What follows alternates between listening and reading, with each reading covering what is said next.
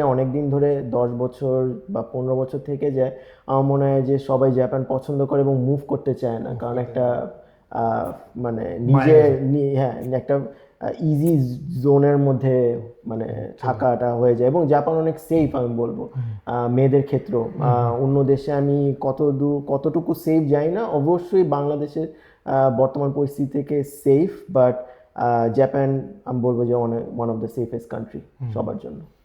মানে আমার কাছে আমি যতটুকু জানি বা আমি এখন পর্যন্ত জানি, রাতে 2টা বাজে হোক 3টা বাজে একটা মেয়ে যে কোনো সময় যে কোনো জায়গায় বের হতে পারে। জি জি এইটা এই জায়গায় কোনো এটা কোনো ব্যাপারই জি ব্যাপারই জি। না। এবং হ্যাঁ। আরেকটা জিনিস সেটা হলো, কারণ আমরা যদি ইসলাম ফলো করতে চাই, যেমন আমার কোম্পানিতে বলবো, আমি যেমন যদি আমি নামাজ পড়তে চাই, আগে হয়তো কেউ বুঝতো না নামাজ জিনিসটা কি।